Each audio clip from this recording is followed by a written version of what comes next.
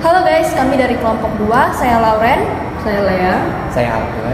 Hari ini kami akan membahas salah satu organisasi pergerakan di Indonesia, yaitu Taman Siswa. Teman-teman tahu nggak, kita semua saat ini bisa belajar dengan nyaman di sekolah berkat Bapak Pendidikan kita loh. Berbicara tentang perjuangan pendidikan di Indonesia, pasti tidak terlepas dari Bapak Pendidikan kita, Suhardi Suryadiningrat, atau yang kita kenal dengan Ki Hajar Dewantara. Berkat jasa beliaulah, Indonesia dapat melawan penjajah dan maju dalam pendidikan berkat organisasi yang didirikannya, yaitu Taman Siswa. Teman-teman pernah berpikir gak sih, kenapa sih Taman Siswa harus didiriin? Nah, keberadaan Taman Siswa sendiri sangat penting bagi perjuangan kemerdekaan Indonesia pada saat itu. Jika Taman Siswa tidak didirikan, mungkin saja itu dapat menghambat perjuangan kemerdekaan Indonesia. Hal yang pasti terjadi, pastinya sistem pendidikan Indonesia saat ini tidak akan sebaik sekarang. Karena pada saat itu, organisasi yang bertujuan untuk memajukan pendidikan pribumi hanyalah Taman Siswa saja.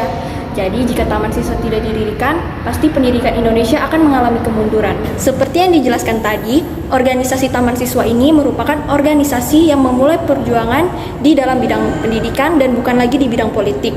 Jadi jika perjuangan hanya dilakukan di bidang politik, tentu saja kaum pribumi tidak akan maju dan hal itu akan menghambat kemerdekaan. Nah, sebagai siswa SMA, kita semua harus bisa belajar untuk bersyukur karena pada saat ini kita dapat belajar dengan nyaman banget tanpa adanya diskriminasi maupun hambatan untuk belajar. Semua itu adalah berkat Bapak Pendidikan kita, yaitu Ki Hajar Dewantara. Pada saat itu, sistem pendidikan di Indonesia belum sebaik sekarang. Namun, Ki Hajar Dewantara selalu memanfaatkan segala waktunya untuk belajar. Sebagai siswa SMA, terkadang kita selalu ragu dalam mengungkapkan pendapat kita. Nah, kita harus mencontoh nih sifat dari Ki Hajar Dewantara. Dia selalu mau dan berjuang untuk mengungkapkan pendapatnya untuk mewujudkan cita-citanya yang mulia, yaitu Indonesia yang cerdas. Taman Siswa merupakan organisasi yang didirikan oleh Ki Hajar Dewantara pada tanggal 3 Juli 1922 di Yogyakarta. Pada awal pembangunan, Taman Siswa diberikan nama National Underways Institute Taman Siswa. Taman Siswa merupakan realisasi gagasan Ki Hajar Dewantara dan teman-temannya. Pada awal abad ke-20, rakyat Indonesia sangat ingin untuk menambahkan ilmu atau belajar di sekolah-sekolah, tetapi Departemen Pengajaran tidak dapat memenuhi hal itu oleh sebab kekurangan fasilitas atau bangunan yang ada dan juga alasan lain seperti Hindia Belanda yang membangun sekolah lain seperti HIS yang cara mengajarnya kurang pas dengan budayanya orang Indonesia. Juga sekolah-sekolah seperti HIS tidak membiarkan siapa saja yang masuk ke dalam sekolah itu. Contohnya kaum priai atau bangsawan aja yang boleh masuk ke sekolah itu, sedangkan kaum pribumi tidak diperbolehkan untuk bersekolah di HIS.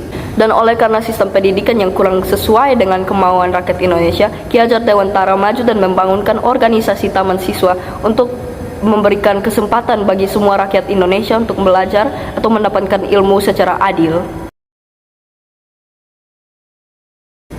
Ki Hajar Dewantara adalah salah satu pejuang pendidikan di Indonesia yang lahir pada tanggal 2 Mei 1889 di Yogyakarta. Ia lahir atas nama R.M. Suhardi Suryadiningrat. Ki Hajar Dewantara menempuh pendidikannya di Sekolah Dasar ILS, lalu di Quick School atau Sekolah Guru di Yogyakarta, lalu melanjutkannya di Stovia atau Sekolah Kedokteran di Jakarta. Tetapi karena sakit yang dialami, ia tidak dapat menyelesaikan sekolahnya di Stovia. Ki Hajar Dewantara berprofesi dalam dunia jurnalisme dan pada waktu itu dia berkontribusi dalam menulis beberapa surat dan majalah, contohnya The Express. Dia mengkritik sosial politik kaum pribumi kepada kaum penjajah. Tulisannya sangat komunikatif dan tegas, dan pada tahun 1922 ia membangunkan Taman Siswa untuk memberikan pendidikan kepada seluruh masyarakat Indonesia dengan adil.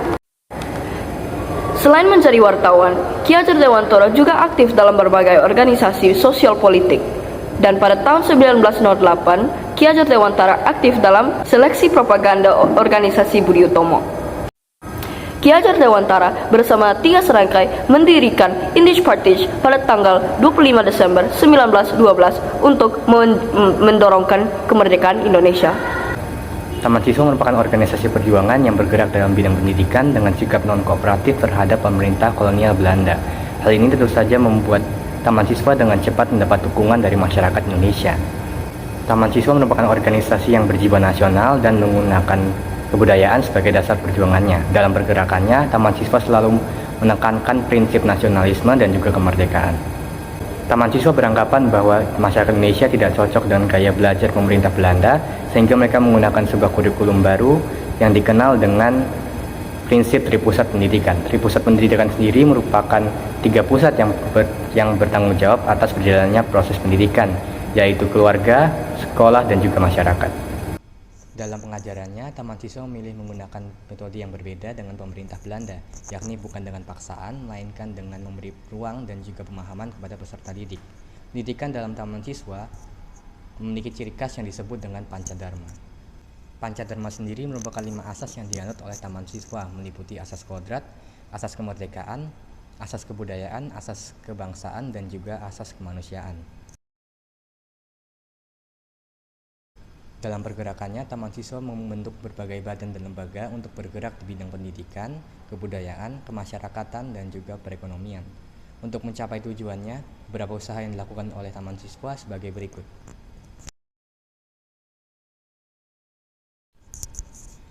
Taman Siswa sendiri merupakan bukti nyata dari usaha Ki Hajar Dewantara dalam memulai perjuangan kemerdekaan Indonesia dengan metode yang baru, yakni melewati jalur pendidikan dan bukan lagi melewati jalur politik. Sekian dari video kami kali ini. Semoga teman-teman mendapatkan hal baru. Semoga bermanfaat.